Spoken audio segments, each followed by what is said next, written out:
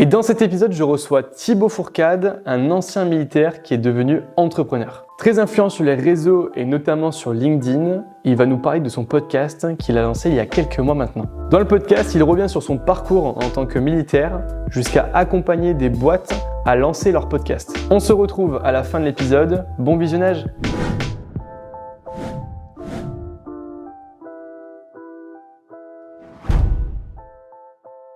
Et on se retrouve avec Thibaut. Merci Thibaut d'avoir accepté mon invitation.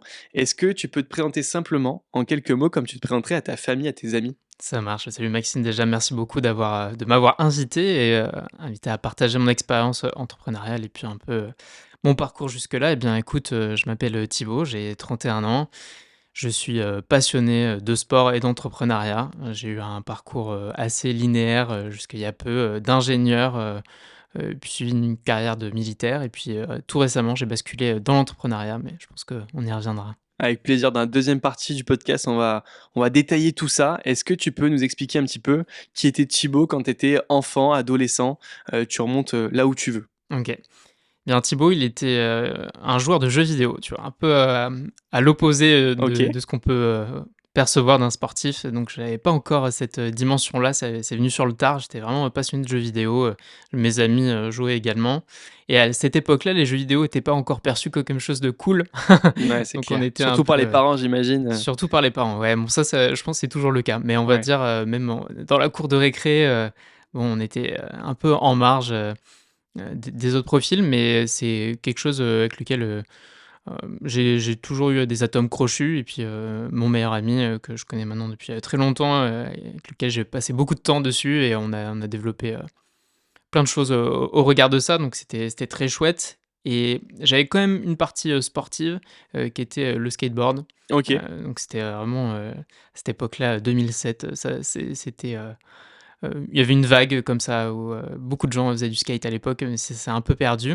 C'est là que j'ai eu mes premiers pas un peu dans l'entrepreneuriat où j'ai organisé ma première compétition de skate à 12 ans. J'étais allé voir la mairie de ma ville: «Bonjour, je veux organiser un contest indoor». Je me regarde avec des grands yeux: «Mais qui es-tu, petit enfant?» Donc voilà, j'ai commencé, par ça et plutôt introverti à l'époque, je le suis toujours, Moins? mais moins, Ouais. exactement. OK. Et puis voilà et les cours avaient une place assez importante, jusqu'au collège, fin du collège et au début du lycée où là, on a commencé à me donner un peu plus de liberté. Mes parents m'ont un peu, donné, du lest si je puis dire Ouais. et là, ça s'est un peu dégradé. Tu avais quoi comme type d'éducation auprès de tes parents? Qu'est-ce qu'ils faisaient dans la vie? Ouais, alors je suis fils unique, OK. donc mes parents m'accordaient beaucoup d'attention et d'importance, de fait.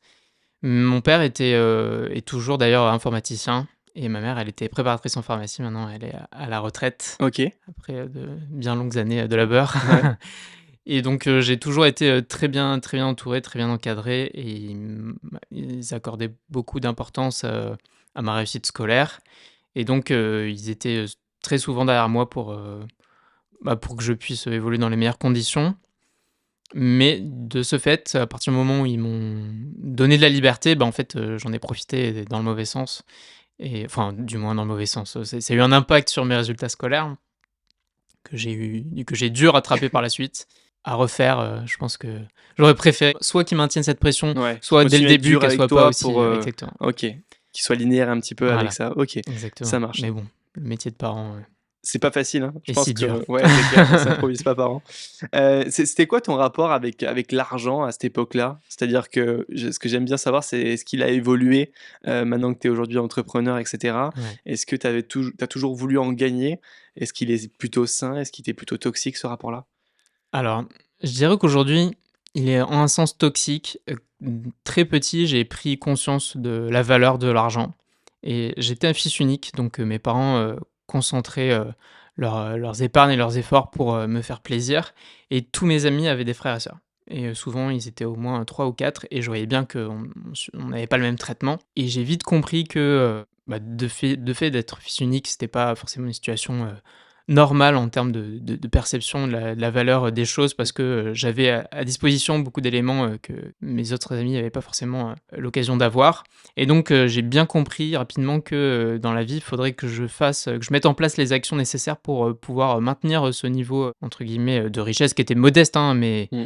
au moins j'avais vraiment cette notion de l'argent et c'est ce qui m'a suivi et donc je suis plus à faire attention, parfois trop attention, à l'argent que je peux avoir, que ce soit pour investir même dans mon business où je vais réfléchir à plusieurs fois. J'ai un peu ce syndrome-là de pas vouloir forcément on peut pas parler de risque, mais de faire un investissement pour avoir, de retours futurs, mais vraiment de réfléchir à: «Est-ce que je vais faire ça?» C'est bien en un sens, mais Bien ça peut sûr, ouais. avoir, un facteur limitant, D'être un peu à certains frugal points. dans les débuts dans l'entrepreneuriat, ça peut avoir un intérêt parce que ça mène une rentabilité, rapidement, mais ça peut aussi être un frein de se dire: «Si j'avais pas investi, ces quelques milliers d'euros là en matériel et cetera, est-ce que ça m'aurait pas propulsé et fait Exactement. gagner de l'argent plus rapidement?» Mmh. Donc des fois, il y a pas que des mauvaises dépenses, il y a aussi des bonnes dépenses et je pense qu'on va en reparler un petit peu dans la partie entrepreneuriat. Si on reste dans cette partie-là, enfance, adolescence, quel type d'études tu as fait? Pourquoi, tu as choisi ce parcours-là? Ouais. Alors comme je te le disais au lycée, mes résultats scolaires, ont chuté. Ouais, On ça y peut est, on peut clairement dire tu as ça. découvert la liberté et tu J'ai t'es dit, découvert la liberté, «C'est j'ai fini l'école». découvert, les soirées avec les copains. Le sport, c'est là où je me suis mis au sport en 1re, où, j'ai passé d'un extrême à l'autre. J'ai toujours fait du sport, j'avais fait du Quel basket, sport? je faisais du basket et du tennis OK. de table à l'époque et j'ai découvert le triathlon qui n'a rien à voir et là je me suis mis à m'entraîner, comme une brute, 8 fois par semaine. Ah oui, Bon, je me suis bien évidemment blessé au bout de 6 mois, mais ouais, parce que j'allais dire 8 fois par semaine sur 7 jours, ça fait plus d'une fois par ouais, jour, ouais, et tout, ouais. donc Bah, enfin, c'est un rythme assez soutenu. exactement, mais l'avantage, c'est qu'il y a 3 sports, donc on peut réussir à un peu concilier, O effectivement les différentes disciplines. Mais donc entre les jeux vidéo, le sport et les copains, il restait plus beaucoup de place pour les études Ouais, et donc au terme de ma terminale et bien, quand j'avais encore le parcours, post-bac à l'époque, je me suis demandé ce que j'allais faire. J'étais pris dans une fac de sciences, je savais vraiment pas ce que j'allais faire et la veille de la rentrée, j'ai fait une crise de panique. C'était la première fois de ma vie et j'en ai jamais refaite depuis parce que je ne savais vraiment pas ce que j'allais faire de ma vie. J'étais OK, vraiment perdu. J'ai intégré la fac et au bout de 6 mois, sous réserve d'avoir des bons résultats, je pouvais, intégrer un parcours de prépa intégré à la faculté qui permettait de préparer des concours d'ingénieur de niveau licence 3 en seulement 2 ans. Donc, OK, moins les 6 mois que j'allais passer au premier semestre, donc, en 1 an et demi. Et donc je me suis dit: «C'est ma porte de sortie» entre guillemets, c'était quelque chose de cadré. La fac, pour ceux qui connaissent, c'est vraiment, très ouvert, on n'est plus du tout guidé comme ce qu'on a pu l'être par le lycée, c'est soit tu viens pas, mais voilà, c'est un peu la jungle. La prépa, ce qui est rassurant, on travaille beaucoup, mais au moins on on est sait un peu, encadré, c'est un peu exactement, l'évolution du lycée, on est encadré par un prof qui nous encadre et cetera, qui nous fait étudier, en fait, les matières et nous prépare aux examens. tout à fait. C'est ce que j'ai fait, je l'ai intégré au bout de 6 mois, ça s'est bien passé. J'ai fait les 6 mois suivants et au terme de ces 6 mois-là, je voyais que les horizons étaient quand même assez limités, le nombre d'écoles auxquelles je pouvais prétendre était quand même restreint et peu de place et pas mal de concurrence, ne serait-ce que là où j'étais, avec mes camarades OK, et donc j'ai tenté de repartir en post-bac et d'intégrer une prépa classique sur dossier et revenir en première année de prépa. C'est ce que j'ai ouais, fait, j'ai été pris, dans la filière que je souhaitais, donc j'ai fait une filière, physique-technologie pour ceux qui connaissent, PTSI, au lycée Gustave Eiffel à Bordeaux et donc j'ai tout recommencé et là s'en est suivi, 2 années de classe préparatoire, intenses où je vivais encore chez mes parents donc tous les jours je faisais quasiment 2 heures de trajet, ça je ne referai pas. ah ouais, ça c'est dur, oh là là. Si, vous nous écoutez et que vous avez des enfants qui veulent faire prépa, ne faites pas ça. Prenez-leur un logement à côté, c'est beaucoup trop, la Ouais. prépa, c'est trop intense, 2 heures de transport, c'est trop. Ça, Tu ça prend révisais un trop de peu temps. quand même dans les transports en commun ou Ouais, mais c'est dur parce que tu pas déjà, tu concentré, pas tu les pas bonnes ouais. conditions, t'es pas concentré, il y a du bruit, il y a le temps de trajet pour aller à la gare, pour en ressortir, aller chez toi, enfin, Ouais, c'est vraiment pas idéal. Mais bon. exactement. Tu l'as fait, c'est Je passé. l'ai fait, c'est passé et puis donc sont arrivés, le moment des concours et c'est à peu près cette période-là où tu choisis un peu les écoles, pour lesquelles tu vas vouloir, tu postules mais de toute façon, tant que tu as pas eu les résultats des écrits, et surtout des oraux, tu peux pas trop savoir Ouais, et donc à ce moment-là, j'ai fait le choix de rejoindre les arts et métiers, donc une école d'ingénieur généraliste, mais en filière militaire pour travailler, à l'issue de mes études pour le service constructeur du ministère des Armées, donc le service en charge du patrimoine immobilier du ministère des Armées. OK, ça marche et pourquoi ça? Est-ce qu'il y a quelqu'un qui t'a inspiré dans ce domaine-là? Qu'est-ce que tu aimais dans le milieu militaire? Exactement. Alors c'est pour le coup plus l'aspect militaire que, le BTP, parce que finalement Ouais. c'est une filière BTP, hein, que j'ai choisie. Le le militaire parce que j'avais cette dimension sportive, très, présente chez moi et j'aimais bien cet aspect, rigueur, droiture. Quand j'ai fait ma journée d'appel, je pense que je dois être l'un des rares, mais j'ai beaucoup aimé, la journée d'appel, Ah ouais, je te d'historien que j'ai confirme. faite. Donc Moi, j'ai ça fait en c'était visio et c'était ah catastrophique. ouais, Je crois en que je suis visio, parti ouais. et tout. En plus, c'était pendant le Covid, moi, donc ma Ah journée ouais. d'appel. Je t'avoue que c'était horrible. Mais écoute, ravi que tu aies apprécié cette journée-là. Exactement, mais à l'époque, je m'étais pas dit que, je pourrais embrasser une carrière militaire. C'est Ouais, que sur le tard où, j'ai eu cette possibilité-là. C'était vraiment une école d'ingénieur qui me plaisait beaucoup et je pouvais faire ce cursus-là militaire où j'allais avoir 1 année de formation d'officier, 3 années d'école d'ingénieur et je devrais 6 ans de service actif et pendant toutes mes années d'études, j'allais être rémunéré. Donc OK, c'était quand même un super deal. c'est clair. Le BTP, vraiment, je m'étais dit, «Il faudra choisir une spé, je ne sais pas laquelle, donc pourquoi pas celle-là?» Bon, très mauvais choix de choisir par défaut, je Ouais. m'en suis aperçu par la Mmh. suite et c'est pour ça que j'ai quitté l'institution, mais et dans ce même temps-là, effectivement, il y a une personne qui m'a encouragé dans ce service-là, c'est, mon oncle Mmh. qui, lui, travaillait en tant que civil pour le ministère des Armées et qui a notamment participé à la construction de ce service-là, qui est en fait la fusion des différents, services, en charge du patrimoine immobilier des différentes armées, des 3 armées conventionnelles, l'armée de terre, l'armée de l'air et la marine, qui en 2005, pour, des questions de budget et de finances, ont décidé de tout fusionner au sein d'un service interarmées, donc le service infrastructure de la défense, pour mutualiser les coûts. Et donc, ils ont voulu créer leur propre école de formation d'ingénieurs, même titre que de Saint-Cyr, le propre corps d'officiers, pardon, les ingénieurs militaires de l'infrastructure. Et ils l'ont adossé à cette école publique, que sont les arts et métiers, pour OK, former leurs futurs ingénieurs. génial et du coup, tu rentres dans ces études-là, Ouais. tu obtiens ton diplôme. Comment ça se passe? Est-ce que tu es content une fois que tu es rentré là-dedans? Très content, alors, très content, mais je perçois à ce moment-là que le BTP, c'est pas quelque chose que j'apprécie, pour lequel j'ai des atomes crochus. Je m'efforce parce que je sais que je suis parti pour 10 ans, dont mes 4 années d'études, inclus. Donc, il va bien falloir, composer avec, mais, je vois bien que c'est vraiment pas ma tasse de thé. Par contre, l'entrepreneuriat, ça l'est vraiment. OK. Tu t'en rends compte à quel moment et c'est quoi le déclic? C'est les projets qu'on a pu avoir, au sein des différentes matières, et des projets plus ou moins entrepreneuriaux et surtout une vie associative, Ouais, très intense, dans l'école, comme OK. beaucoup d'écoles d'ingénieurs, C'est mais rare parce qu'en vrai, les militaires sont pas trop apparentés à potentiellement être des entrepreneurs. mmh, Ils c'est quand même un cadre qui est quand tu rentres à «l'armée» entre guillemets, c'est, le cadre le chemin est fait et tout droit jusqu'à la retraite et cetera. Heu, c'est marrant que tu aies ça. Il y a des personnes autour de toi à ce moment-là dans l'école qui sont entrepreneurs? ouais, ouais. Alors il y en a beaucoup, il y a même un parcours, en troisième année qui permet, enfin, qui Mais en c'est tout dans le cas parcours ingénieur en fait, ce qui repique sur l'entrepreneuriat?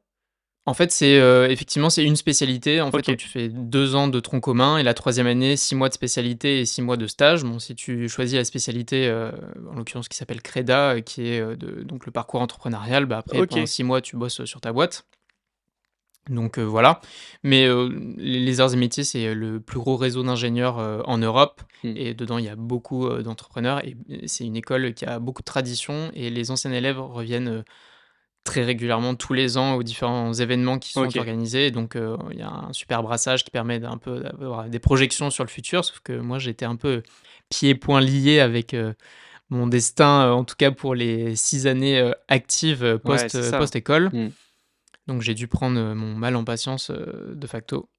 Mais pour revenir à ta remarque sur, l'aspect militaire, écoute, je trouve qu'il y a quand même, beaucoup de traits chez les militaires qui s'apparentent aux entrepreneurs, notamment, pour ce qui est de la résilience, Ah ça, c'est clair. qui est Ouais. super important. Ce qu'on pourrait nous reprocher, c'est qu'effectivement les militaires, en tout cas en début de carrière, on est formé à obéir aux Mmh. ordres et pas forcément être, trop force de proposition, même si on l'est quand même, largement, mais en tout cas, ce n'est pas nous qui allons prendre la décision finale.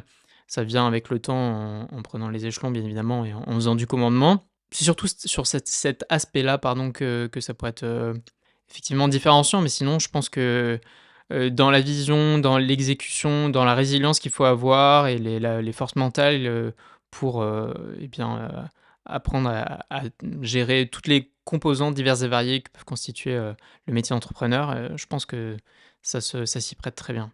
OK. Bah, écoute, super. Du coup, tu rentres à l'armée. Une fois que tu as fini tes études, qu'est-ce qui se passe?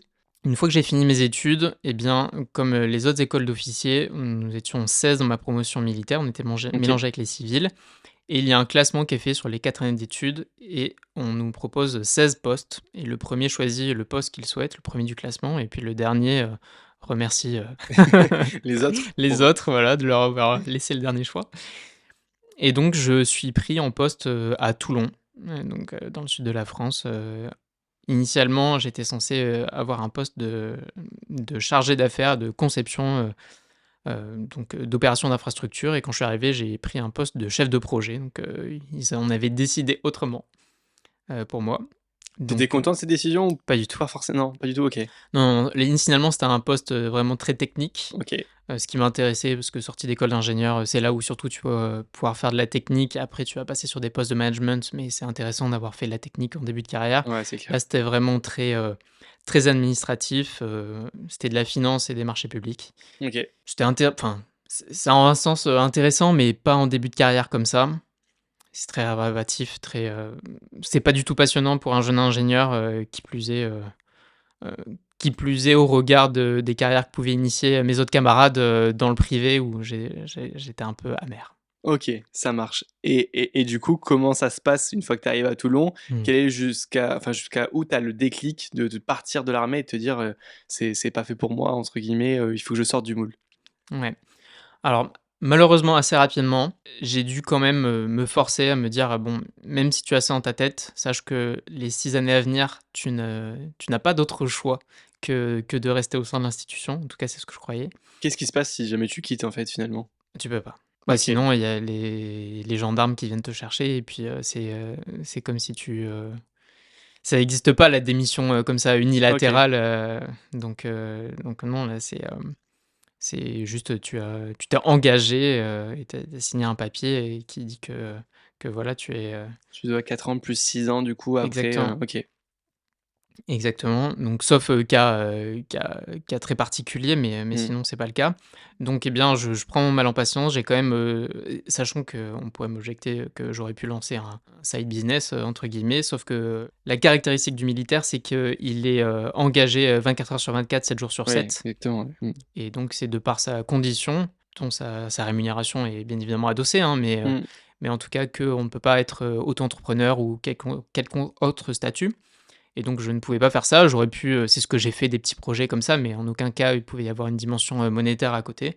Et donc, eh bien, j'ai pris mon mal en patience et j'écoutais, je me suis biberonné à Génération Do It Yourself, j'ai lu, plein de bouquins, sur le sujet jusqu'à, il y a quelques années maintenant, lancer, mon propre podcast, sur l'entrepreneuriat pour avoir un pied là-dedans. En parallèle de enfin, tu étais encore militaire à ce Tout à fait, moment-là, quand, tu lances ton podcast? exactement, OK, exactement. Je me suis dit: «C'est encore dans pas mal de temps», donc on est en 2021 et théoriquement, j'aurais pu partir au 1er août 2023 OK. et donc je me dis: «Eh bien, j'ai envie d'aller dans cet écosystème, je n'ai pas beaucoup de réseau, je n'en connais pas les codes, je ne sais pas trop à quoi m'attendre» et à l'époque, je veux pas spécialement encore entreprendre, mais en tout cas, je compte rejoindre un métier dans l'univers de la tech et OK. au sein d'une start-up et j'avais visé au regard de mon profil, d'ingénieur chef de projet, j'avais plus, visé, le métier de product manager. Donc je me voyais un peu là-dedans et je me suis dit: «Eh bien, je vais aller à la rencontre d'entrepreneurs». Mmh. J'ai cherché un angle, j'ai trouvé, bien, j'aimerais bien leur demander ce qu'ils feraient s'ils devaient recommencer from scratch, d'où le nom de mon podcast. Ouais. Et puis, bah, j'ai commencé comme ça avec, au début, 2-3 personnes de mon réseau qui effectivement étaient, des entrepreneurs et puis après de fil en aiguille, j'ai pu, construire mon média qui m'a beaucoup servi, qui m'a surtout permis de tenir finalement. Alors, j'étais pas non plus au bagne, hein, mais Mmh. c'est juste que faire un métier, qui nous plaît pas, se lever chaque jour pour aller, l'exercer, surtout qu'à ce moment-là, j'étais en situation de management, donc qui aussi, puise beaucoup, beaucoup de ressources Mmh. et qu'on se voit vraiment pas faire ça, en plus de toutes les contraintes du militaire qu'est les missions opérationnelles, qui font que l'on doit partir et cetera. J'avais signé pour ça, je le savais. C'est juste que on peut pas rester, la vie, on en a qu'une, on peut pas rester dans un métier qui occupe juste 60% de notre vie à faire quelque chose, j'entends de notre vie et de nos journées quoi, cumulées, en comptant le sommeil. Donc c'est énorme. On peut pas passer notre vie à faire quelque chose qui nous plaît pas, c'est pas possible. En tout cas, c'est ma perception des choses et j'aurais pas pu continuer à vivre comme ça des années. Et comment ça s'est passé du coup la négociation pour quitter l'armée?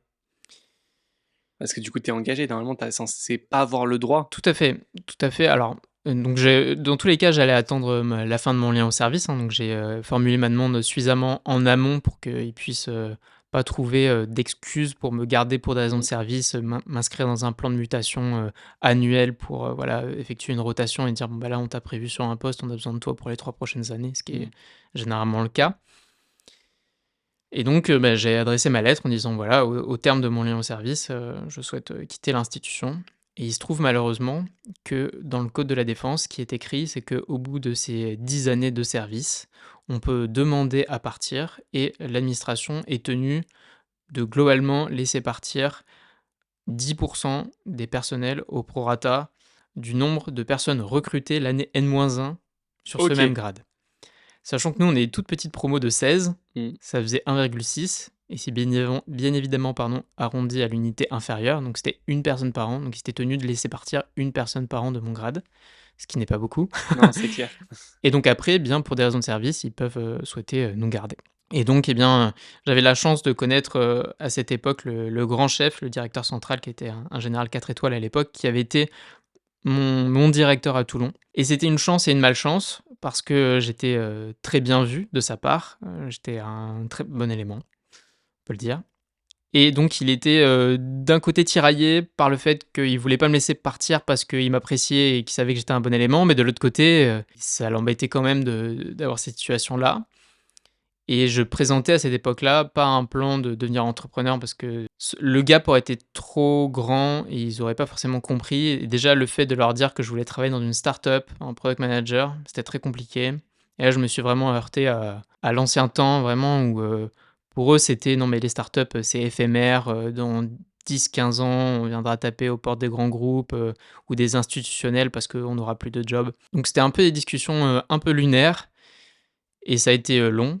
Ça a duré, 9 mois pour que je puisse avoir enfin le fin mot et qu'ils acceptent qu'un an après je puisse partir, donc ça a été, Ah oui, quand quand même même, très long. ouais. Ouais, ouais. Bon, de toute façon, c'était pas possible que ça se passe autrement, de mon côté en tout cas, je OK. m'étais vraiment conditionné pour que, je peux pas me projeter pour savoir, comment j'aurais réagi si ça avait pas pu, se C'est produire, ouais. mais en fait, c'était tellement, ça avait tellement d'impact sur ma vie à ce moment-là et c'était une volonté tellement forte de vraiment de quitter pour vivre, ce qui me passionne depuis des années, que c'était pour moi Mmh. l'issue ne pouvait être, autre. OK, et à ce moment-là, donc tu lances ton podcast, c'est quoi un petit peu les premiers retours que tu as? À partir de quel moment il commence un petit peu à «bien fonctionner» entre guillemets, à avoir un nombre d'écoutes où tu te dis: «OK, il y a de l'interaction, il y a des gens qui réagissent» et cetera? Initialement, je le fais pas pour avoir une audience particulière, donc surtout qu'à l'époque, je le tourne, à distance, en audio, avec des invités qui n'ont pas forcément de micro, du moins de bonne qualité, donc Ouais. avec des audios un peu, plus ou moins qualitatifs, mais rapidement, ce qui est salué, c'est, la prise d'initiative, aussi bien de par mes invités que par les personnes, qui peuvent écouter. Cet aspect de, voilà, de changement de carrière, de mondes différents, et c'est ça qui est intéressant et ça me permet de créer de premiers contacts qui vont pouvoir m'aiguiller sur, bah, effectivement, initialement, le projet de devenir product manager où, on m'a recommandé, des formations, des contacts que j'avais pu appeler, qui m'ont permis de m'aiguiller, de me donner des recommandations: «Tu devrais, t'intéresser à ça, ça, ça» et cetera. Donc c'était extrêmement profitable, juste le fait de parler avec des gens finalement. Effectivement, c'était retranscrit sous forme d'un podcast et puis, écouté par d'autres personnes, mais finalement ça en a été une conséquence. C'était pas l'objectif premier, c'était pas la finalité visée initialement. Et puis quand j'ai effectué ma dernière année au sein du ministère des Armées où on m'a muté pour essayer de me mettre sur un poste qui pourrait potentiellement m'intéresser, où j'ai été, responsable de la transition digitale du service, à l'échelle nationale, à Paris. Et bien là, j'ai pu, d'autant plus, développer mon podcast, passer à la vidéo et bien évidemment avoir beaucoup plus facilement des invités Mmh. puisque comme tu le sais, Tout se passe à Tout Paris. se passe à Paris malheureusement. Ça changera peut-être un jour, mais en tout cas beaucoup de choses se passent Ouais. à Paris et beaucoup, Il y beaucoup a beaucoup de monde d'entrepreneurs à sont à Paris, hein. Paris. Nous, on vient souvent du coup, Exactement. pour enregistrer ces podcasts-là parce qu'il y a beaucoup, beaucoup de monde qui est sur Paris. Il y a un écosystème entrepreneurial qui est génial, Tout à fait. qui est, hyper prenant et je suis d'accord que quand tu montes sur Paris, tu prends un nouveau step un petit peu pour ton podcast parce que tu as des invités aussi un peu plus haut de gamme forcément et c'est, tu viens à eux entre guillemets donc c'est ça qui est plutôt intéressant.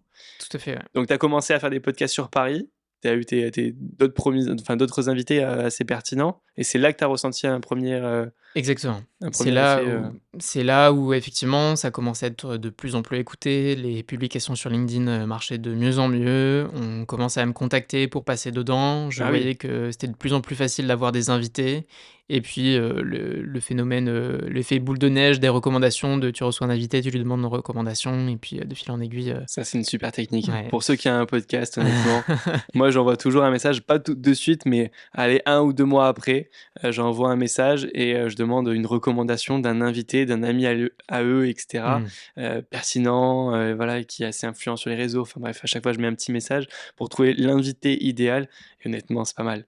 Ça se Ça fait très ça bien. amène ça amène beaucoup d'invités, sympas et je sais que ceux que j'ai le plus «kiffé» entre guillemets dans le podcast, même si j'ai apprécié tous les invités évidemment, mais ceux que tu as le plus apprécié, le plus kiffé, ben, ça vient de ces personnes-là. C'est sûr. Après, ben, de fil en aiguille, effectivement, c'est devenu un média qui a été de plus en plus écouté, mais encore une fois, alors je vais pas, faire le démago en disant que ça ne m'intéresse pas, bien évidemment que c'est toujours intéressant d'avoir des auditeurs et on fait ça aussi pour, partager l'expérience, mais, de mon point de vue, le temps qualitatif que je peux passer avec des entrepreneurs comme ça, c'est rien que ça sur le plan, personnel et professionnel, c'est exceptionnel. Ouais, c'est clair. Et le fait de pouvoir en plus transmettre ces apprentissages d'entrepreneurs aguerris au plus grand nombre, ça rend juste, l'expérience, géniale. Donc, aujourd'hui, c'est quelque chose que j'ai initié maintenant il y a un peu plus de 2 ans et que j'espère, je ne lâcherai jamais. OK, génial. On va revenir sur From Scratch juste après, j'ai Mmh. quelques questions sur ça, mais j'ai envie qu'on rentre vraiment sur l'aspect entrepreneuriat. À partir du moment où tu quittes le ministère des Armées, Ouais. qu'est-ce qui se passe? Qu'est-ce que tu as envie de monter comme projet entrepreneurial? Alors, j'ai dû initier cette démarche en amont puisque en tant qu'ex-militaire et ayant fait une démission finalement, je n'ai pas le droit au chômage. Ça, c'est fou ça.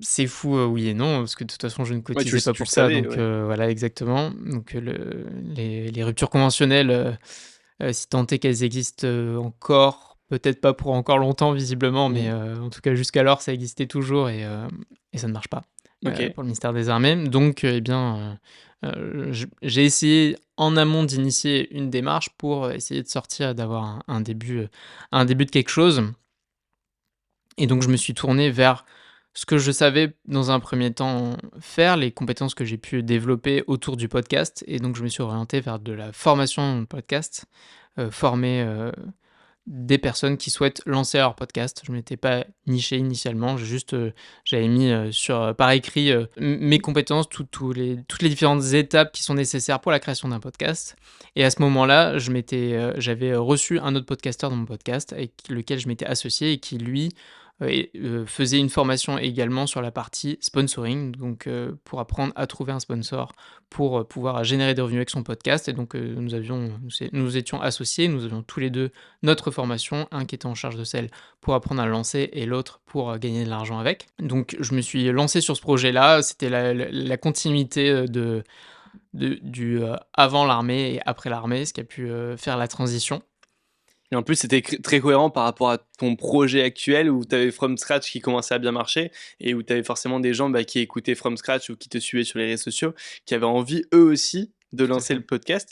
Et pour la petite information, j'ai fait partie aussi d'une des formations, je sais pas laquelle c'est, la combienième, Les combien de promos, ouais. ouais, laquelle promo c'était, et cetera. Mais c'était très, très enrichissant et je sais qu'ensemble vous faisiez un beau duo entre guillemets, vous Ouais. vous avez bien réparti, c'était bien travaillé et moi ça m'a permis de retravailler tout le branding et c'est comme ça qu'on est passé de jeune entrepreneur, pour ceux qui se souviennent un petit peu, d'il y a 1 an, le branding du podcast, à tous entrepreneurs et c'est à partir de ce moment-là que les écoutes ont décollé aussi.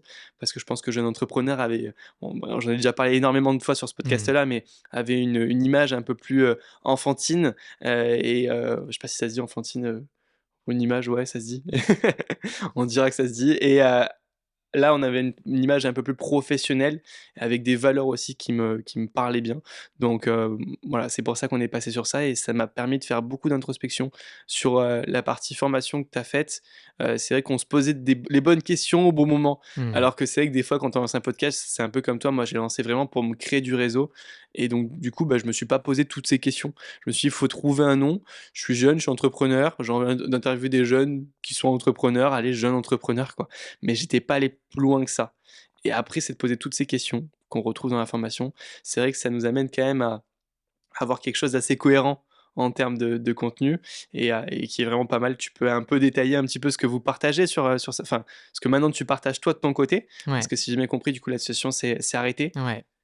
Ouais, ouais, tout à fait. Bon, ça, on pourra en revenir si tu le Ouais, souhaites. Donc, aujourd'hui, effectivement, moi, j'ai repris, ce pan de la formation-là de mon côté, mais je m'adresse plus aux entrepreneurs, en l'occurrence, qui, ont plutôt une agence de service OK, B2B, qui souhaitent effectivement, travailler soit leur notoriété, leur crédibilité ou, convertir, leur audience, en potentiel futurs clients ou tout simplement développer leur réseau et donc je m'adresse essentiellement à eux pour, pouvoir, qu'ils créent, leur, podcast, de marque, soit pour, leur entreprise, soit pour leur marque personnelle et donc c'est un au-delà d'une formation, c'est un accompagnement en fait où, je m'engage, jusqu'à ce qu'ils souhaitent, à répondre toutes leurs questions, en direct, chaque semaine et avoir un accompagnement, sur le long terme et ne pas les lâcher tant ils n'ont pas atteint leur objectif. C'est toute la difficulté en fait, quand on lance un podcast. Faire un épisode, c'est bien, 3 c'est bien.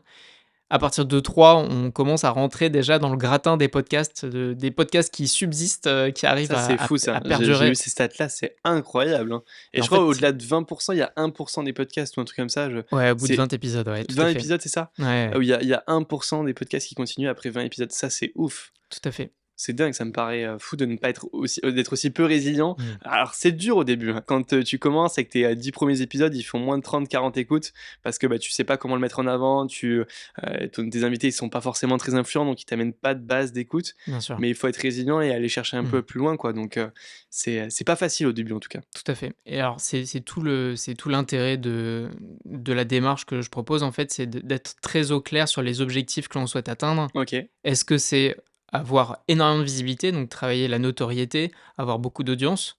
Ou est-ce que ça va être, plutôt s'adresser à une audience, très, très nichée, très qualifiée finalement pour, axer vraiment la conversion, potentiellement? En fait, pourquoi je m'intéresse aux agences de services? C'est parce que généralement, contrairement à une agence de produits, on va accorder plus d'importance à son fondateur, on va dire à expertise égale entre 2 entreprises d'agences de services.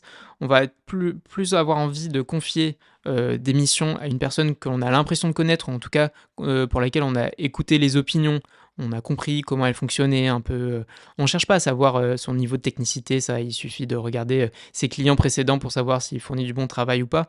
On a envie de travailler avec des personnes de confiance et c'est là où c'est très intéressant. OK. Tu vois, j'allais te demander pour, t'être niché autant sur quelque chose de service, mais ça a de la cohérence par rapport à ce que tu fais maintenant. Est-ce que tu peux revenir un peu sur cette première aventure entrepreneuriale, Ouais. cette première association, qui on en a parlé juste avant le podcast, c'est plutôt mal passé, mais je pense que c'est intéressant, sans forcément citer la personne et cetera, c'est pas le but Mmh. du podcast, mais de comprendre pourquoi cette association elle a été, enfin, elle était vouée un petit peu à l'échec ou pourquoi elle Mmh. s'est mal terminée en tout cas?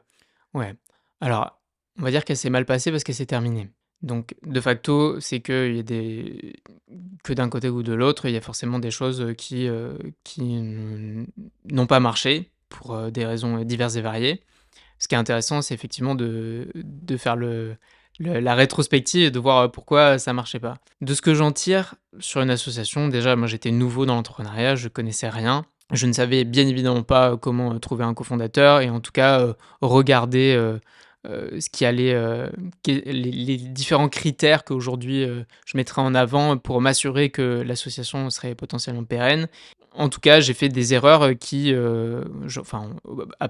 rétrospective, je dis que c'est des erreurs parce que l'association s'est terminée, mais en tout cas, j'aurais pu peut-être, en tout cas plus communiquer, avec mon associé, à ce niveau-là. Ce qui est important, en tout cas moi ce que je rechercherais aujourd'hui, c'est que quand on s'investit dans un projet, moi ce qui me tient à cœur, c'est que les 2 personnes, heu, passe autant de temps sur le projet, même si, l'une va rapporter, beaucoup, par exemple, de clients et c'est une partie très importante du projet, mais qui à côté a d'autres projets qui lui prennent aussi également du temps. Mmh. En fait, c'est le temps alloué, c'est l'investissement si, par exemple, tous les 2 on part sur un nouveau projet la semaine prochaine, mais que toi tu me dis: «Je peux y passer qu'1 journée par semaine» et moi j'y passe 5 jours par semaine. Bien Ouais. évidemment, il y a un déséquilibre. Quand bien même tu rapporterais tout le business et tout Enfin, l'argent du moins, il possible. faut que ce soit clair dès le début. Parce Exactement. qu'il y a des associations qui sont comme ça. Moi, je sais que dans l'immobilier, il y en a certains, tu vois, qui apportent les fonds et d'autres qui font la totalité du projet. Et pour autant, on peut être sur 50-50 si les deux personnes trouvent l'équilibre de se dire, bah, moi, sans lui, je peux pas le faire, et l'autre, sans lui, je peux pas le faire, etc. Mais il faut que ce soit clair et établi dès le début, et surtout que ça ne change pas sur un projet. Tout à fait. Voilà. Mais alors, alors c'est là où, c'est aussi, de mon côté, je ne savais pas ce que j'allais chercher dans une association. Ouais, C'était la première bien fois que je le sûr. faisais. Mm. C'est l'entrepreneuriat. On teste, on apprend, on se prend des murs et on se relève.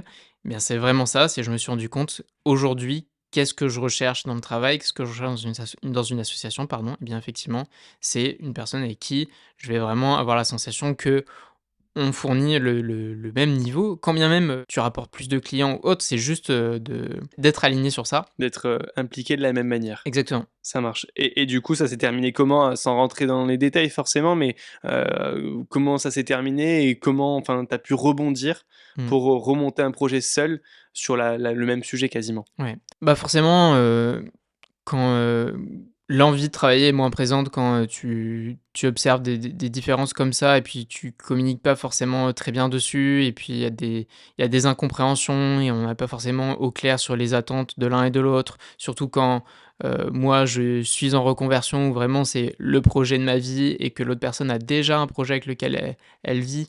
Donc, forcément c'est un déséquilibre. Après, chacun a ses raisons et ses perceptions, des choses et c'est comme ça, c'est malheureusement, c'est une association qui s'est terminée, probablement que ça aurait pu, mieux se passer. Peut-être que, dans certaines conditions, elle aurait pu perdurer, mais en tout cas, j'ai fait le choix de quitter le projet pour pouvoir, me recentrer sur, quelque chose, qui me correspondrait davantage, avec lequel, je me sentirais mieux et que je serais, content d'exercer, au quotidien et donc c'est pour ça que j'ai voulu repartir sur, une dimension, formation, au podcast. Cette fois-ci en me nichant et en me spécialisant avec, des entrepreneurs ayant une agence de service OK. et pour ceux qui ne souhaiteraient pas ou qui n'auraient pas la possibilité d'investir du temps et de produire leur podcast eux-mêmes, eh bien, j'ai monté mon studio de production de podcast pour pouvoir, le faire, en les accompagnant à leur place. Et ça, ce qui est génial, on en parlait juste avant, c'est le fait qu'il soit mobile, Ouais. que tu puisses te déplacer dans les entreprises avec ton matériel pour lancer le podcast. Est-ce que tu peux nous donner un peu une grille tarifaire sur toutes ces conditions, sur toutes ces choses-là? Le podcast, c'est assez récent, il y a très peu Ouais. qui font de la formation, et cetera. Est-ce que tu as des prix assez définis? Comment tu fonctionnes, par rapport à ça? Pour la production, en fait, c'est assez, c'est un peu des offres à tiroir, tu sais? Où, globalement, il y a 3 offres où on fait un peu le strict minimum, c'est-à-dire qu'on t'accompagne sur la stratégie pour définir un peu les objectifs du podcast, OK, le format, quelle personne tu devrais inviter. Et je vais être là pour, faire la partie, production, captation, audio, vidéo, mise en place des lumières et cetera et puis, le dérush, la post-prod, montage de l'épisode, audio-vidéo OK. et après on peut rajouter des composantes, la création de contenu donc, les différents extraits pour les réseaux sociaux, le post LinkedIn et puis on peut aller plus loin où, je peux aller chercher les invités pour toi, les gérer, envoyer les invitations, les demandes, les relances, trouver un lieu en particulier, si tu le souhaites, c'est, C'est le variable, et du coup, c'est tout à sur fait. quelle gamme de prix entre, le moment où tu fais, quasiment rien si ce n'est la captation Ouais. finalement du podcast, et le moment où tu fais tout, all inclusive Mmh. avec, rechercher les invités, et cetera? Alors, on fait pas quasiment rien du coup quand même parce que Non, mais ce que je veux non, dire, mais c'est, j'entends bien évidemment. le Donc minimum de ouais, service. Je veux pas bien sûr, dévaluer exactement sur ce que tu fais, excuse-moi, mais vraiment le minimum de service. ouais. Il faut compter 1 000 € hors taxes par épisode Ouais, OK. et pour la version, all inclusive, c'est le double, 2 000 €. 2 000 €, Ouais, OK, par épisode, et sur la partie formation? ouais. Alors là, c'est aussi variable, ça va dépendre de l'accompagnement que tu souhaites, à quel point, tu souhaites être encadré. Bien évidemment, l'accompagnement de base reste quand même que je réponds à toutes les questions toutes les semaines en vidéo. qui constitue une grosse, FAQ finalement, vidéo qu'on peut consulter, à tout moment et qui, du coup, chaque semaine, va, grossir et devenir de plus en plus exhaustive. Et OK. après, eh bien, on peut bénéficier d'un accompagnement, one to one régulier. Ce qui est intéressant avec ça, c'est toujours, tu vois, cet aspect prise de recul que l'on peut pas avoir soi-même parce que, eh bien, on a tout simplement, la tête dans le guidon et on a tous besoin d'un coach pour les différentes, pans de notre vie, professionnelle et Bien sûr, et et ouais. personnelle, Mmh. hein, même, les plus grands sportifs ont tous des coachs, c'est pas pour rien. Ouais, c'est clair. Et bien là, c'est la même chose, donc c'est assez variable. La formation, de base va être à 1 000 €, qui comprend, vraiment, toute la partie, aussi bien, théorique que mise en application et avec, un fil rouge où en fait, je mets en application ce que je propose. Donc, avec, les personnes qui vont suivre, toutes les vidéos, je construis en même temps qu'eux mon futur podcast que je vais sortir. OK, Voilà, génial. donc c'est vraiment la mise en application de tout ce qu'ils peuvent suivre, qui est très hands-on et à chaque fin de module, ils repartent avec des choses à faire et qui sont vraiment très concrètes et c'est p on pourra pas avoir, le cas où, on a fini de consommer la formation sans être passé à l'action. C'est vraiment, OK, quelque chose ça, c'est de pas possible. Ouais. c'est pas possible et après, bien évidemment, avec, le coaching one to one, c'est plus forfaitaire, forcément, c'est plus cher, mais après ça dépend, comment ça s'inscrit dans la durée, OK, en c'est fonction du nombre de coaching et cetera. exactement. OK, très bien. Si on revient un petit peu sur, sur le podcast, tu viens de dire quelque chose, ça m'intéresse. Tu vas lancer un nouveau podcast du coup? Ouais. Qui sera tu peux en parler un petit peu ou pas du tout? C'est pour l'instant secret? Pour l'instant, j'ai pas assez d'éléments pour pouvoir, Ouais, vraiment en parler. OK. Ça sera avec, des, chefs d'agence B2B, en l'occurrence. OK, très bien. Voilà, et vu que je m'adresse à eux, Autant les autant en mettre en avant discuter aussi et exactement. cetera. OK, Donc, voilà, ça sera toujours, il y aura une part business, hein, bien évidemment. ouais. Je sors pas de ce sentier-là, mais, ça sera un format qui différera un peu de ce qu'on peut trouver, dans cette thématique. OK, très bien et donc du coup, si on revient un petit peu sur From Scratch, Ouais. évidemment, tu l'arrêteras pas, tu vas continuer à faire ce podcast-là, j'imagine. Comment tu as réussi parce qu'on le voit, hein, pour ceux que j'invite à aller regarder après ce podcast, cet épisode, From Scratch, on voit que tu as eu des invités quand même assez high level, des entrepreneurs assez, haut de gamme, entre guillemets, même si, c'est, pas «péjoratif» entre guillemets de juger les entrepreneurs les uns des autres. Mais comment tu as réussi à les capter et à les faire venir sur ton podcast? Mmh. Est-ce que tu as des conseils pour des personnes qui, lancent des podcasts et cetera et qui ont envie de capter et d'intéresser ces invités? Bien sûr. Déjà, il faut ne pas avoir peur d'oser parce que ce sont des personnes comme, toi et moi, C'est finalement, clair. qui effectivement, sont un peu plus loin sur le chemin de l'entrepreneuriat, mais qui restent, souvent, très accessibles et de toute façon, si elles vous répondent pas, elles répondront à personne, souvent, c'est un peu le cas, que quelqu'un qui accepte des sollicitations pour un podcast, alors après ça dépend comment c'est amené, mais Ouais, bien généralement c'est sûr soit il répond à des sollicitations, soit il y répond pas du tout. et il y a des périodes aussi, j'ai Et il y a des l'impression. périodes, Ouais. effectivement. Mais ce qui est important à avoir en tête, c'est de se dire pourquoi, quelle que soit notre audience, aussi faible soit-elle, quel est son intérêt à venir discuter avec nous? Et en fait, le podcast, c'est aussi un excellent moment d'introspection, où on partage un moment avec, la personne, qui va nous interviewer. Pour les entrepreneurs, c'est un moment un peu off, où, ça va être du temps, hein, presque un peu pour soi, où on va prendre le temps de discuter, de parler, sur des sujets, business ou pas, de faire un peu des rétrospectives, un peu des mises au point sur ce qu'on a pu faire, par le passé ou actuellement dans notre vie et donc ça, c'est super intéressant comme exercice et c'est souvent oublié, d'être, mis en avant, en tout cas Ouais, quand on va d'être aller, mentionné, c'est d'être clair. Mmh. mentionné et donc après, eh bien, comme tu le mentionnais, c'est des questions de timing, il y a des périodes de rush. Ne pas hésiter à relancer. Franchement, si quelqu'un ne vous répond pas au bout de la deuxième fois, c'est presque normal. Les statistiques montrent que c'est souvent au bout de la 6e fois Mmh. que, en moyenne, on a des résultats et c'est pas que la personne ne veut pas vous répondre, c'est que c'est au mauvais moment. C'est qu'elle a pu voir votre message sur LinkedIn, mais elle est dans les transports, elle est en voiture, sort de réunion, que sais-je. Juste, c'est pas le bon moment.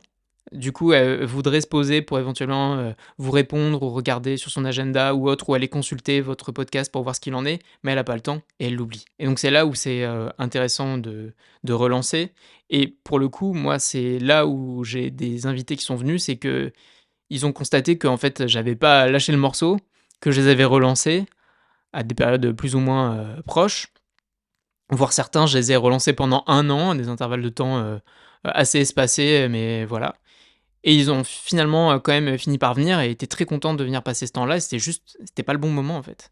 Ouais, c'est clair. Il faut pas hésiter à relancer. Ça, c'est un bon truc.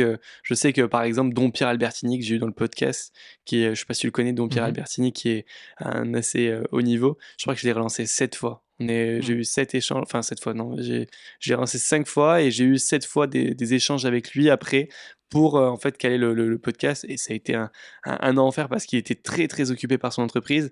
Mais c'est pas pour ça qu'on n'a pas passé un excellent moment ensemble Mmh. et qu'une fois que c'était calé, il avait 2 heures devant lui pour échanger avec moi et je pense que c'est un podcast aussi très intéressant qu'on a pu faire donc il était content aussi, enfin, Bien sûr. c'est pas pour ça que mais je suis d'accord avec toi, c'est un bon conseil ça, en tout cas, mais et qui s'applique à tout, pas, qu'à ceux qui font des podcasts, mais à ceux qui ont besoin d'avoir un interlocuteur particulier ou plusieurs interlocuteurs particuliers ou leurs potentiels clients.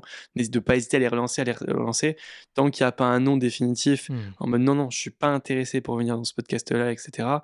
Bah, autant continuer quoi, Tout autant à fait. tenter. Puis il faut pas hésiter à utiliser la multiplicité des canaux, Ouais, email, message si vous avez toutefois son numéro, mais bon, évitez quand même pour un premier abord, LinkedIn, Instagram et puis surtout, premier message, faire court. ouais, Parce que ça sert à rien de d'écrire un roman, c'est très rapidement expliquer très succinctement qui vous êtes, pourquoi vous le contactez et quel est son intérêt à venir participer au podcast, mais en 3 lignes. C'est l'équivalent du coucou pour donner envie à venir voir la suite, pourquoi cette personne me contacte. ouais. Mais si on écrit un roman, bon, ça détourne forcément, l'intention, c'est presque du cold email, hein, finalement. Ouais, C'est c'est technique clair. marketing, mais c'est comme ça et c'est normal et plus vous voulez, faire venir quelqu'un, qui n'a pas le temps finalement de répondre aux sollicitations parce qu'elle en a beaucoup, et que son activité, exécutive, opérationnelle, peut prendre le pas sur ses journées, eh bien, il faut faire court et ne pas lâcher, ouais. OK, écoute, hyper intéressant. Sur From Scratch, j'aimerais bien revenir sur la partie monétisation. Je sais que c'est pas quelque chose que tu, as fait pour l'instant. Tu n'as pas de sponsor pour l'instant, Tout mais à que fait, tu en recherches un actuellement. ouais. Comment tu t'y prends pour trouver un sponsor? Quel tarif tu lui demandes par rapport à quelle audience et cetera? Comment on valorise finalement son audience, sur un podcast? Alors ce qui est important pour valoriser son audience, c'est déjà savoir qui nous écoute. Comprendre si ce sont plutôt des hommes ou des femmes, quelle, frange d'âge, quel est leur profil. Est-ce que c'est plus, des personnes qui sont, dans la tech, qui sont des entrepreneurs ou plutôt des salariés? Plus on aura une vision précise des personnes qui peuvent nous écouter, Ouais, plus ça sera facile d'aller contacter un sponsor pour lui dire: «Voilà, mon audience, c'est tel profil, il serait potentiellement intéressé par les solutions, services, produits que vous proposez. Est-ce que ça vous intéresse de faire un échange de visibilité où, vous allez, contribuer au financement, du média, et en échange de quoi, eh bien, je vous fais de la publicité et si, heu, par ce message-là, ça arrive à convertir l'audience, en votre marque vers, les produits de votre marque, heu, c'est c'est génial, ouais, pour les c'est 2 clair. côtés. Sachant que en fonction de la typologie de service, il faut pas voir le sponsoring d'un podcast comme une finalité, mais comme un point de contact supplémentaire pour, la personne considérée qui va renforcer, la confiance en la marque, en fait. Mmh. Parce que si on voit une marque que dans un podcast, que par ce point de contact-là, on va peut-être pas forcément avoir envie d'avoir recours à leurs Bien services ou sûr, d'acheter ouais, leurs ouais. produits. Mais si on le voit dans un podcast, si on le voit dans un post LinkedIn, s'il y a une newsletter, s'ils ont un site, attrayant et qu'on a pu entendre par c'est vraiment voilà, c'est la partie marque, la partie branding, mais bon, nous, on peut le retrouver Mmh. aussi de notre côté d'entrepreneur. C'est la multiplicité des canaux, par lesquels on va pouvoir contacter nos potentiels prospects qui vont faire que, in fine, ça va pouvoir convertir. Et c'est là où tout est la difficulté, c'est de savoir traquer finalement la génération des leads. Et il y a des super entreprises maintenant qui font ça, mais c'est vrai que le podcast, c'est pas toujours évident parce que eh bien, effectivement, et puis surtout, c'est pas quelque chose contrairement, à une vidéo YouTube où on consulte peut-être un peu plus facilement les descriptions. Le podcast, c'est pas hyper bien fait généralement, notamment sur Apple Podcast où Ouais, c'est super mal fait même, je suis c'est d'accord même avec toi, super mal ouais. fait. Donc voilà, donc la conversion via le lien, donc c'est juste un nom qui reste en tête. Mmh.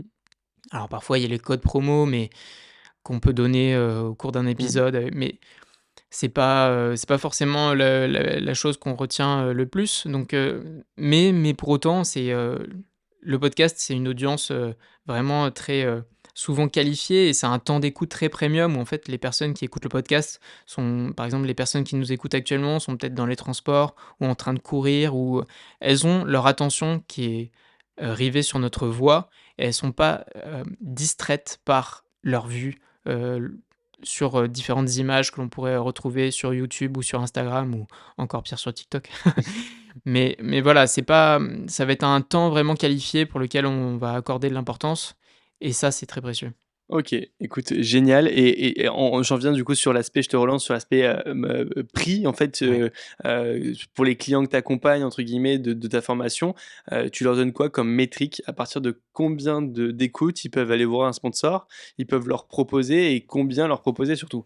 C'est assez difficile je trouve à juger, enfin moi pour l'avoir fait, au début je suis un peu parti, comme ça à l'aveugle. Je Ouais. leur ai proposé un tarif, ils m'ont dit oui, après on l'a revalorisé et on a dit qu'en fonction du nombre d'écoutes et d'ailleurs c'est aujourd'hui le premier podcast je crois ou c'est la semaine dernière, le 1er podcast avec le nouveau contrat de notre sponsor blanc qu'évidemment on remercie à chaque fois, mais qui est génial et qui nous permet, bah, de produire cette émission. Mais c'est vrai qu'au début, ben, on savait pas trop quoi leur proposer. Ça fait quasiment même ça fait plus d'un an qu'ils m'accompagnent, donc c'est génial quoi, d'avoir un sponsor comme ça. Comment tu le valorises? Qu'est-ce que, d'un point de vue, ouais, financier, Mmh. comment on peut le quantifier? Bon, alors déjà, c'est aussi toi, ton rapport à l'argent. Est-ce que tu vas être à l'aise d'annoncer un sponsoring à 300 € ou à 1 500 €? Faut que tu sois Ouais, bien sûr. relativement en phase avec ça. Ensuite, c'est bien évidemment que le nombre d'écoutes va être important, mais encore une fois, ce qui est super important et c'est là où tout va se jouer, c'est à quel point tu connais ton audience et à quel point tu es en mesure de dire que les personnes qui vont t'écouter ont ce profil-là. Parce qu'en fait, pour elles, si elles te sponsorisent un épisode 1 500 €, mais qu'en fait, la conversion d'un seul client sur un service récurrent ou sur du one shot, au bout de X temps, ça leur rapporte autant, voire plus, alors Mmh. que c'est un seul client, sachant que le podcast, ça s'inscrit dans la durée et à chaque Ouais, fois que tu bien sors de sûr, nouveaux ouais. épisodes, tu fais l'acquisition de nouveaux auditeurs qui Mmh. vont réécouter le podcast de l'époque et donc ça va faire que c'est finalement des intérêts composés. Bah, là, ça devient intéressant. Alors bien évidemment, si, tu vas voir, une marque, dont le business model est basé sur du volume et pour lequel la marge est infime, style, Amazon, Cdiscount ou, sur chaque produit, c'est vraiment, un quantième et c'est de par, le nombre de transactions qu'ils peuvent faire par jour qu'ils arrivent à faire, leur fortune. Bon, bah, là, non, c'est pas intéressant, à part si tu as un podcast qui fait, 2 000 000 d'écoutes par mois. Mmh. L'intérêt, c'est au regard de la niche de ton podcast et de la qualification de ton audience que tu vas aller voir des sponsors ciblés. La difficulté, c'est si ces sponsors-là ne font pas de sponsoring, il va falloir les évangéliser en quelque sorte, leur expliquer en quoi ce partenariat-là peut avoir des bonnes retombées pour eux. Et c'est à ce moment-là où tu peux leur dire, eh bien écoutez, je vous propose de faire un premier partenariat pour lequel le montant sera, on va pas dire dérisoire, mais voilà, en deçà de ce que tu proposerais normalement pour instaurer et créer de la confiance. Il faut être très au clair avec ça dès le début. Et après, en fonction des résultats et des retombées qu'ils peuvent avoir, même si, encore une fois, ça s'inscrit dans le long terme. Et c'est, comme on le disait tout à l'heure, c'est difficile de dire c'est grâce au podcast que j'ai pu avoir ces générations de leads-là. Ouais, bien sûr. C'est hyper compliqué à quantifier et c'est vraiment l'image que ça donne aussi à la marque. Moi, je sais que j'ai mis les mêmes couleurs, en fait, sur le branding que Blanc et Blanc, ces couleurs-là bleues aussi et c'est vrai que c'est un peu, leur podcast à eux aussi, Mmh, dans ce sens-là, en ayant les mêmes couleurs, la même bien identité sûr, visuelle et je pense que c'est là où j'étais un petit peu malin aussi, c'est que ça nous a permis, bah, de se rassembler et de s'unifier et ce qui nous a permis d'avoir un contrat aussi important et il s'identifie énormément aux valeurs que portent tous entrepreneurs et qu'on essaie de partager et de transmettre aussi.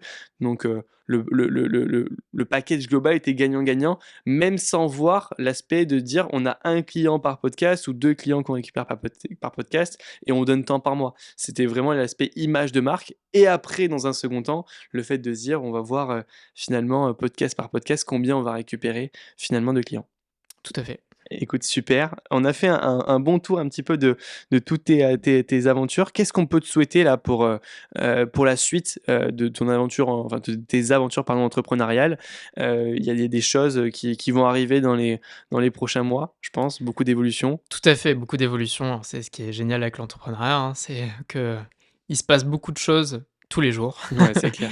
Chaque semaine a son lot, d'incertitudes et de rebondissements et de moments de joie.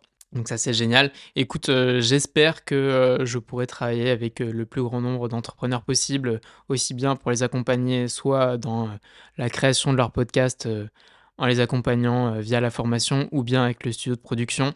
Je pense qu'il y a quelque chose de super à faire et surtout à connecter tous ces gens-là, hein. Il y aura bien évidemment une dimension, très prenante, de communauté derrière ça et d'ailleurs si, vous êtes entrepreneur, que vous avez une agence de service et que vous avez déjà votre podcast, je ne vous ne ferme pas la porte puisque la communauté sera aussi ouverte pour ces gens-là. Le but, c'est de se rassembler, autour de cette thématique commune que l'on peut avoir et qui sera, j'en suis sûr, bénéfique à tous, ne serait-ce que pour se connaître et pour, s'inviter et faire de la cross promotion, sur, nos podcasts respectifs. Donc, ça, j'espère que ça sera que ça aura du de l'écho et puis, sinon écoute, me souhaiter, eh bien, de prendre, toujours autant de plaisir dans cette voie entrepreneuriale, que je ne regrette absolument pas et dans laquelle je m'épanouis, pleinement maintenant depuis, quelques mois. Tu pas prévu de retourner à l'armée, c'est pour l'instant, C'est pas c'est pas prévu, prévu? c'est pas prévu. Même si, l'institution, me manque, OK, c'est bien de le dire aussi véritablement, ça. OK. c'est ça a été C'est vraiment les une valeurs décision difficile. qui te manquent, c'est Ouais. quoi? Ouais, l'esprit d'équipe, c'est, le fait de C'est la fraternité, c'est la la fraternité. rigueur, c'est, le sens, c'est, beaucoup de choses. C'est, la droiture, l'honneur, c'est beaucoup de choses. C'est un peu, finalement l'armée, c'est un peu le monde des bisounours, hein, parce que il y a beaucoup de respect, il y a la hiérarchie qui est établie et qui est une règle, même si on a un adage qui dit que la fonction prime sur le grade, mais tout est très bien, ficelé et ça marche très bien et ça existe depuis des années donc c'est pas une surprise. Alors, on en pense, ce que l'on veut, Bien sûr, de ouais. l'armée et voilà, surtout, en ces temps, difficiles. Mais, quoi qu'il en soit, ça a été une grosse décision, une grosse étape dans ma vie. Je suis très content d'avoir pris cette décision parce que c'était le métier qui ne me plaisait pas et je n'avais pas, vraiment de passerelle possible pour, rejoindre le métier des armes, pour lequel je n'étais pas formé et puis j'avais cette passion, pour l'entrepreneuriat, qui était là, qui était latente et pour laquelle j'avais, envie, de lui donner sa chance. Ouais, on a bien compris que tu avais cette envie de créer, d'innover aussi et de partager forcément ton aventure, donc c'est ça qui était intéressant dans le fait de lâcher l'armée. Écoute, j'ai 2 dernières questions pour Ouais. clôturer, ce podcast. La première, c'est est-ce que tu aurais un conseil? Tu en as donné pas mal, par rapport au podcast, à ce monde-là, mais est-ce qu'un conseil qui t'a impacté toi en tant qu'entrepreneur et qui peut être utile à tous les auditeurs qui nous écoutent, qu'ils soient étudiants entrepreneurs, étudiants ou entrepreneur en devenir, ou même entrepreneur maintenant Mmh. en pleine activité. Est-ce que tu aurais un conseil à donner à ces personnes-là? Ouais, mon conseil, ça serait en fonction de ce que vous faites, si ça ne vous plaît pas, si vous ne vous sentez pas épanoui dans ce que vous faites, alors bien évidemment que dans chaque métier, il y a ce qu'on appelle le boring work, il y a des choses qui sont pénibles à Évidemment. faire, c'est incompressible, vous devez le faire. L'herbe n'est pas toujours plus verte ailleurs. Cependant, vraiment, rendez-vous service si vous êtes malheureux dans ce que vous Mmh. faites. Bien évidemment que cette décision aura des conséquences, mais si vous la prenez suffisamment en amont et surtout ne le faites pas seul, allez, envoyer des messages sur LinkedIn aux gens du milieu pour lequel vous souhaitez vous orienter. Il y a plein de personnes qui seront de bons conseils ou allez voir des professionnels de la reconversion, il y en a plein.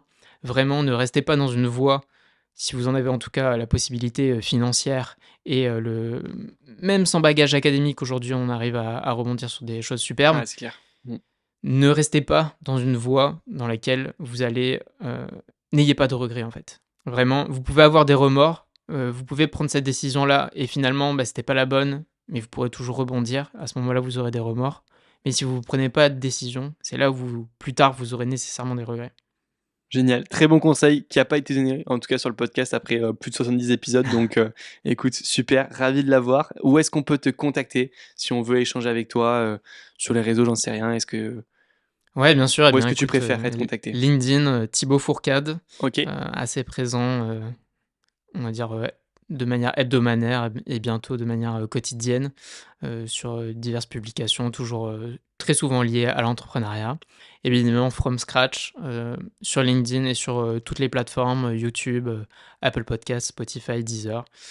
Chaque semaine, le mardi, un nouvel épisode avec un entrepreneur aguerri, pour lequel, Je l'invite à partager son expérience et je lui demande ce qu'il ferait s'il devait recommencer from scratch. Ça, c'est pas mal. Ça, c'est vraiment intéressant. En tout cas, je recommande tes podcasts parce que je suis auditeur aussi, donc avec grand plaisir de t'envoyer un maximum de personnes sur ton podcast. Merci beaucoup. Merci Thibaut. Merci Maxime, à bientôt. J'espère que l'interview vous a plu. N'hésitez pas à vous abonner à la chaîne YouTube, à partager, à commenter. Et on se retrouve mercredi prochain à 10h pour un nouvel épisode.